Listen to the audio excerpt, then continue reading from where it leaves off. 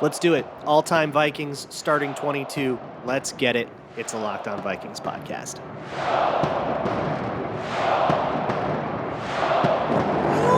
Ooh-wee! You are Locked On Vikings, your daily Minnesota Vikings podcast. Part of the Locked On Podcast Network, your team every day. What's up, everybody? Welcome to another episode of the Locked On Vikings podcast, part of the Locked On Podcast Network, your team every day. As always, I am your host, your pal, and the kid you copied off in math class. My name is Luke Braun. You can find me on Twitter at Luke Braun NFL. You can find the show on Twitter at Locked On Vikings. And thank you so much for making Locked On Vikings your first listen of the day, every single day. Today on the show, I am shamelessly riffing on someone else's content. It's Tyler Forness. He did this at Score North. He's written for a whole bunch of places. And I wanted to plug something really cool that he did, which was an all-time starting 22 for the Vikings. Who would be the all-time quarterback, all-time running back, et cetera, et cetera. And I'm going to go through his list and tell you if he's right or not, which is something that I clearly am the grand and final authority on. So I will link this in the show notes. Tyler, if you're listening and it's not in the show notes, please yell at me because I forget to do this every time. Please yell at me if it's not in the show notes. I'll link his bit, and I think he did it on the podcast at over at Score North. But I will go over the list. Pretty simple rules, right? Quarterback, looks like he did 3 wide receivers. So he did like a nickel package and 11 personnel. And then it looks like he did classic 4-3 nickel for defense. So 4 defensive linemen, 2 linebackers, 3 corners, which seems fine. So we'll go with that. So at quarterback, it's pretty easy. He goes with Fran Tarkenton. I don't think anybody really disagrees with that. There was some talk about because he's an older player, and I guess this is what we have to do, right? Like, are we era adjusting these guys? And come on, we are. We're not going to say Alan Page doesn't make the team because he only weighed 245 and that wouldn't get along in today's NFL. Come on. So yeah, if we're not era adjusting and stuff, Fran Tarkenton was just fun, man. The way he scrambled and the way he threw up all sorts of bombs. And I think there's a reason. I mean, he broke every passing record that there was. And he held those records until I think Marino. So yeah, correct me if I'm wrong on that. I actually don't know that for sure, but yeah, obviously it's Tark. What I'll do though, because some of these are really obvious and it's not very interesting. What I'll do is I'll give you some backups. So if you didn't want to go with Fran Tarkenton, you could go with Culpepper, although he had some not great years to go along with that one Nye MVP year that he could have won MVP if it weren't for Peyton Manning. You could go with honestly. It's a little underrated, but you could go with Tommy Kramer, but you'd have to kind of get past the fact that he couldn't stay healthy. You could go with Brett Favre, but he only played a couple years. Some people started saying Kirk Cousins. I don't think we can do that. I don't know. When you're you have to argue with people to put him in the top 10 in the league. None of these other guys really, you had to have that conversation. But anyways, let's go with running back now. The running back, obviously, is Adrian Peterson. The only other guy that you might want to bring up is Chuck Foreman. And honestly, I could see it. You know what? I'm actually going to disagree. Yeah, sorry, Tyler, you're wrong and bad. I'm going to be just increasingly mean to you, Tyler. I'm going to go with Chuck Foreman, and the reason is balance. Chuck Foreman was versatile and all around and a more balanced running back, and I think that just has a little bit more value than Adrian Peterson did throughout a lot of his career. AP was awesome. He's going to hit the Hall of Fame the instant he is eligible to, and he should, and Chuck Foreman might not make it ever, but also he definitely should have already, so I don't know if that is that compelling to me, but based on versatility, I'm going to go with Chuck Foreman over Adrian Peterson, I think. Yeah, I feel pretty good about that. I don't feel fully convinced about that. You could probably talk me out of it if you wanted to, but I'm going to go with the guy that did more and also revolutionized the game. I mean, that spin move that Chuck Foreman did, he took that from Earl Monroe in basketball. That was not a thing that everybody was doing, and now it is a thing that everybody does, and it's because of him. He changed the game, and I want to make sure he doesn't get underrated. I might bias towards some of the older Vikings, but that's also because, they, all of them are in the Hall of Fame, and they went to 4 Super Bowls.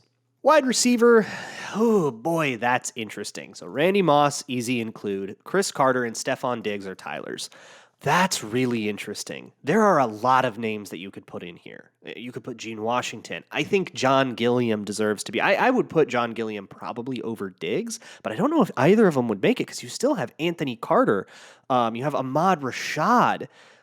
You have. I think I'm going to go with AC. I mean, he wasn't like the most dynamic athlete ever, but I mean, he had the skill of Randy Moss without the body of Randy Moss. Or you could flip that around and say Randy Moss was Anthony Carter, but with like God given talent. So that I could go with Anthony Carter. I mean, there were times where we argued if like Thielen was better than Diggs anyways. I don't think you'd go with Thielen. And I think in a couple years we'll be able to put Justin Jefferson in this. It really seems like he's on a historic bit. Like it seems like he's gonna really cement himself unless there, some injury happens or something goes wrong. Like if his career keeps on this path, I think he eclipses all of this and he goes right up into the Moss Carter tier there. So I think if you wanted to say Jefferson, you're projecting it out a little, but I'm okay with that. But I'm also a little bit looking for, because like we're trying to build an all 22. I'm not just trying to say who are the top 3 guys. We're trying to build 22 starters. We're trying to build a team here. So I have a team with Chuck Foreman on it and a team with Fran Tarkenton on it. I got a lot of horizontal stuff going on. I'm gonna go with Ahmad Rashad. No, I'm gonna go with AC. I'm gonna go with Anthony Carter, Chris Carter, Anthony Carter, Randy Moss. Those are gonna be my guys. You got Randy Moss, Chris Carter's your possession guy, and then Anthony Carter is kind of your dynamic playmaker outside of that.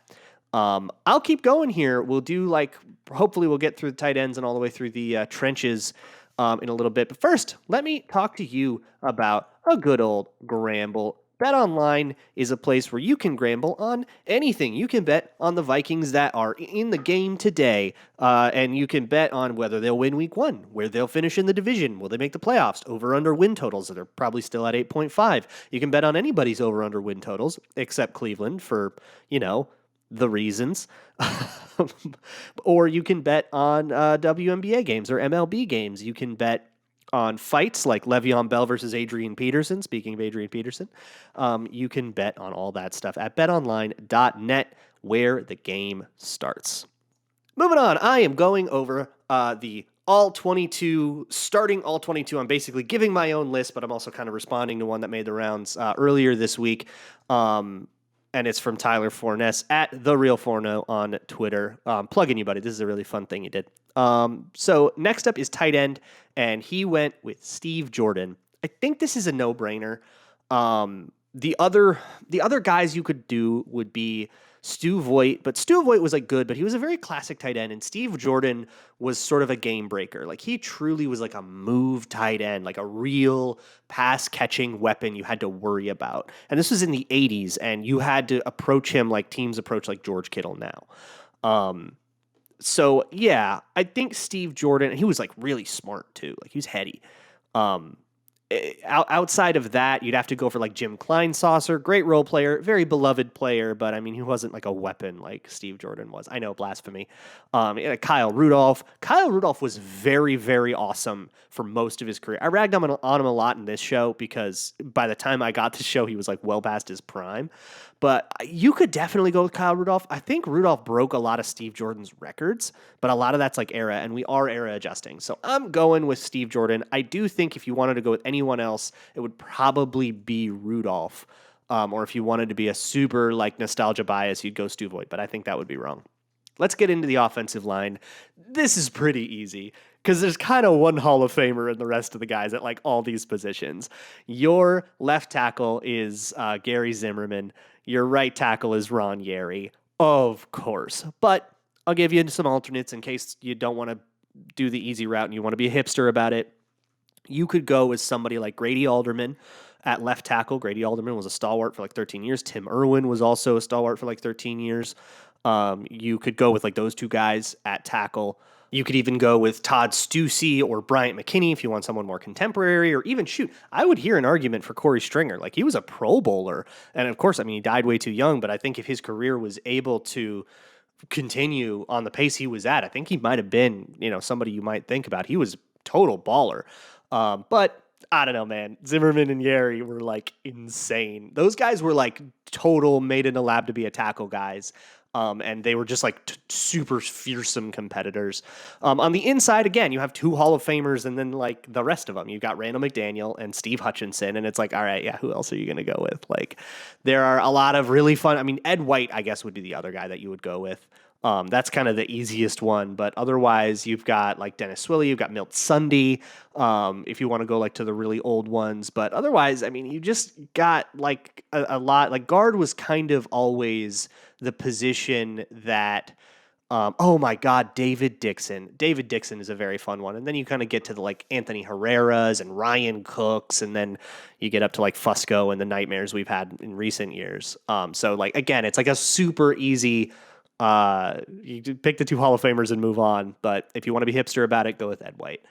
By the way, YouTube Ed White if you want to see him arm wrestling. That is a very fun thing that not enough Vikings fans actually know about or remember if you just want a nostalgia bomb if you were old enough. At halftime, they would actually have arm wrestling, and each team would put up like who they thought would be an arm wrestler. And Ed White, this big bear of a man, was like the no-brainer choice, and he was a god at it. Like he was undefeated. He was insane. And he was a god at it. Like he would win every time. It was insane. And then at center, again, you just go with a Hall of Famer, I guess, and that's Mick Tingelhoff. Again, here's the thing about Mick Tingelhoff. We are trying to build a team. I guess the rules that I've like settled on. We're trying to build a team that is that's going to play today, but we're era adjusting for them. So Mick Tingelhoff, he weighed as much as CJ Ham, right? So we're era adjusting that, but he was still light for his era. And if you don't want an undersized center, I get it. All right. If you don't want a small center, even though he's the Hall of Famer, go with Matt Burke. I think John Sullivan deserves a little bit of a consideration. You could go with like Dennis Swilly or Kirk Loudermilk, but like, I don't know, that'd be really hipster. If you wanted to go with Matt Burke because Mick Tingelhoff being small isn't the game you want to play anymore, sure. I'm not going to do that though. I'm going with the Hall of Famer. I'm sorry. So I'm in lockstep with Tyler on the whole offensive line because he just picked the Hall of Famers and moved on, which is obviously the thing to do. Like, don't overthink it. On the defensive line, this is where it gets really interesting, right? You've got the whole Purple People leaders and a whole bunch more people. You've got Griffin and Hunter and Dolman and all these interesting players that would be the greatest of all time on a bunch of teams, and we've got like 10 of them. So let's do this because we only get to pick 2 edge rushers. That's so hard. Tyler went with Chris Dolman and Carl Eller. Again, pick the Hall of Famers and move on. Sure, I'm not going to disparage you for that. But there's Jim Marshall. There's Everson Griffin and Daniil Hunter. And I do think that Hunter, if he can stay healthy, he's 27. If he can stay healthy and play like 5 more years, I think he's easily in these conversations. But he has to keep that up.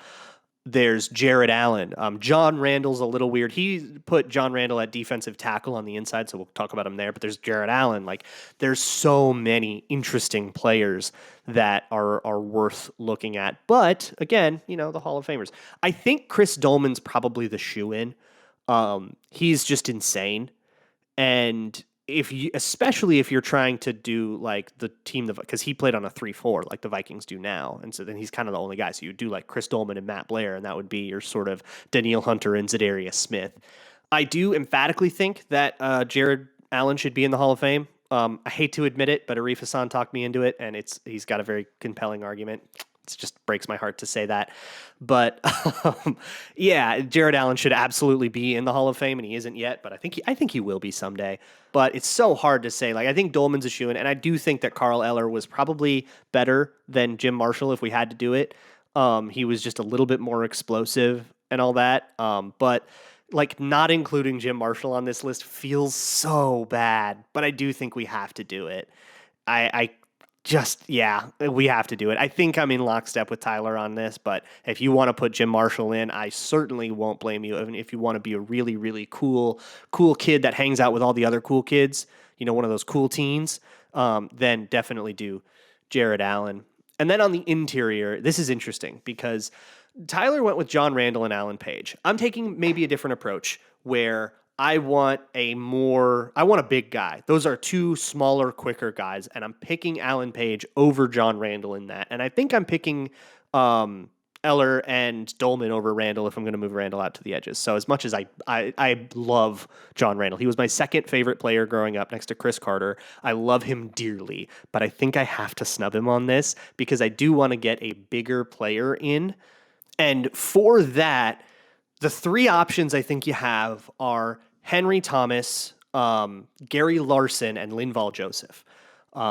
Henry Thomas is the one my mind kind of jumps at. He was a really big enabler of Keith Millard, and then after Keith Millard, John Randall. He was suck up a lot of double teams, and then those guys would get one-on-ones, and those guys would eviscerate one-on-ones. So Henry Thomas feels like the guy. Linval Joseph is also an insane athlete. But I think just it's so much harder with the new guys because it's like, yeah, that guy's like a much bigger athlete than like they made him in the 80s, but we're era adjusting here. However, you could make a case for Gary Larson at this like run stuffing position. And I do want to include one like a run stuffing position. If you wanted to do a 3-4 kind of deal and you want to include one of these guys as your nose tackle and then include both, John Randall and Alan Page, I certainly wouldn't argue with you. There's like, I want to be really hipster about it and go with Gary Larson, but I think I'm going to go with Henry Thomas. So Henry Thomas next to Alan Page because I'm trying to build a cohesive team with chemistry and synergy on it.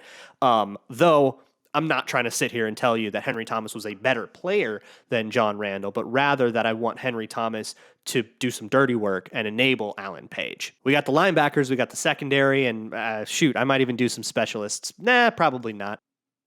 Pressing forward from the unbelievably difficult defensive line, let's move on to the linebackers. Tyler went, I'm going to disagree with Tyler a lot in this part. Tyler went with Scott Studwell and Anthony Barr. I am going to disagree with Tyler a lot in this part. I do feel a little bit like including Anthony Barr, but I don't think I can include Anthony Barr when Matt Blair is right there. And Matt Blair was hyper Anthony Barr. He was he was unbelievably dope. And the idea of having Blair next to Dolman makes me kind of happy. I'm going with a lot of guys from the 80s.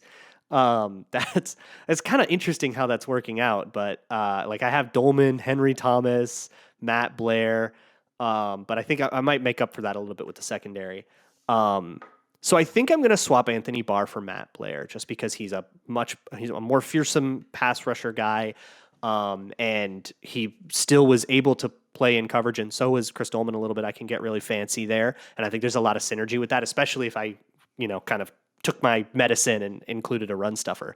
And then for Scott Studwell, I don't think I can keep Scott Studwell. Scott Studwell is awesome. All these guys were awesome, and we're talking about, best in the history of the franchise. But I think I'm going to swap out Scott Studwell with someone a little bit more. I might do it. I'm going to do a contemporary player. I'm doing Eric Kendricks. Eric Kendricks is like a cover linebacker.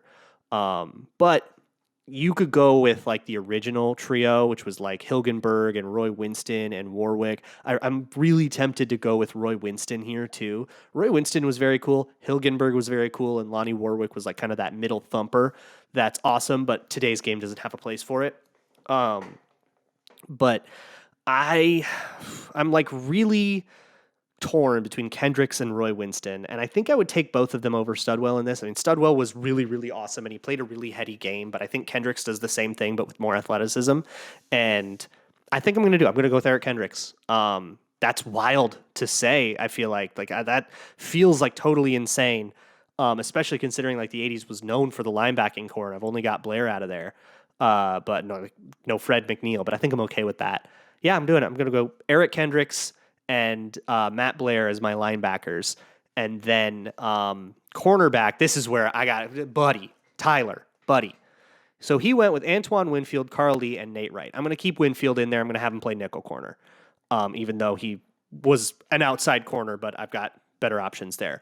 Carl Lee is an interesting one, and I'm going to circle back to that. I might keep Carl Lee, but Nate Wright, buddy, he played next to Bobby Bryant, man. Big play Bobby Bryant is a shoo-in. Bobby Bryant intercepted 51 passes as a Viking. That's too shy of Paul Krause as a Viking. And then he got his 81 if you count his time in Washington. But as a Viking, he was step for step with Paul Krause in terms of picking off the ball. And he did a whole bunch of it in the playoffs. Bobby Bryant was a fearsome player. And I think with a bullet, he is the best cornerback in Vikings history, like as a pure outside corner. So I'm putting Bobby Bryant in for sure. And Nate Wright was good. He was not Bobby Bryant. And then I think I'm going to go with another relatively contemporary player. The only guy that I remember on the Vikings being a true shutdown corner of superstars in this league is Xavier Rhodes.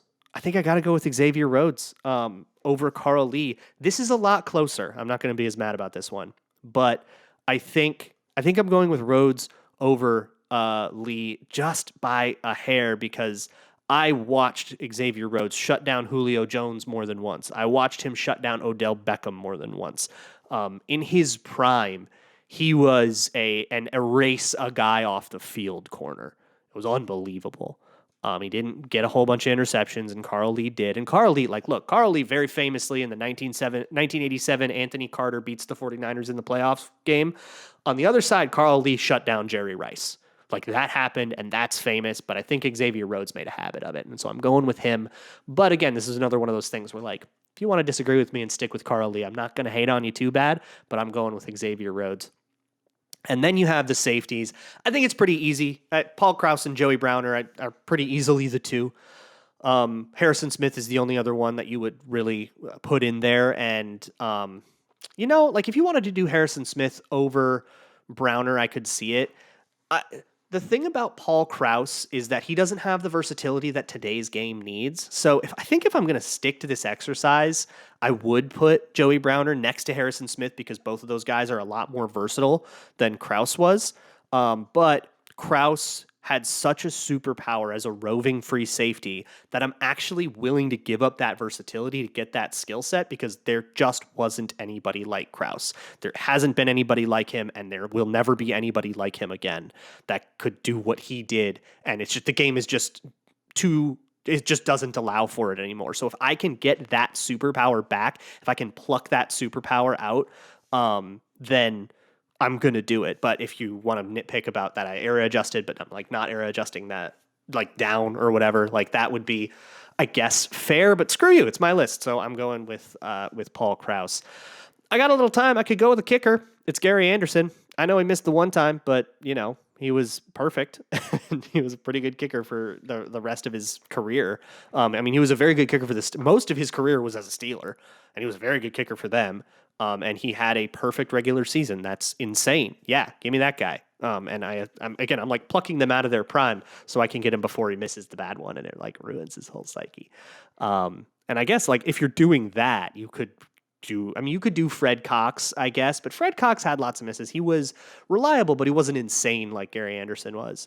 Then you go through all the kicker issues after that. But if you really wanted to get, like, if I could get Blair Walsh and get his head right, like, that dude was talented, and that dude could, like, nail good kick, like, big 50-yard game-winning kicks. And then, of course, he fell apart after the big miss against Seahawks. But if I could pluck out, like, the version of Blair Walsh before that, I would think about it, but it's Gary Anderson. That's as far as I'm going to take it. Oh, I'll get Cordero Patterson to return kicks and punts because he's the greatest kick returner of all time. And, he didn't like to do punts, though, so I guess I got to pick somebody else at punt returner. Marcus Sherrills, obviously. I'm taking Cordero Patterson and Marcus Sherrills. Charlie West would be an interesting one. He was a returner back in the 60s and 70s. Cordero Patterson's the greatest kick returner of all time, and Marcus Sherrills was a very, very good punt returner. So I think I can take those guys. And I'm probably missing somebody interesting from, I didn't pay a lot of attention to the special teams and all my history research, but... hard to argue with Cordero Patterson there. And screw punters. Sorry, they're not people. That's actually a lie. I don't believe that. Punters are absolutely people, but I don't really want to pick one. So that is the list. I only diverged from Tyler a few times, but I think really it's the linebackers and the corners that I diverged from him a lot. And then I picked Chuck Foreman over AP, and I picked one different wide receiver. Yeah, that was about it. Otherwise, it's a good list. Good job, Tyler. Good content. Really fun time. Next week, we'll see. I don't know. Training camp's coming up, man. It's like 2-3 weeks till training camp. So we're going to have some stuff to chew on, and I'm really, really excited for it. I will talk to you all next week. In the meantime, check out Locked On NFL. Check out Peacock and Williamson, which is also a Locked On show covering like grand NFL storylines. Check out Locked On Twins with Nash covering the Twins right now.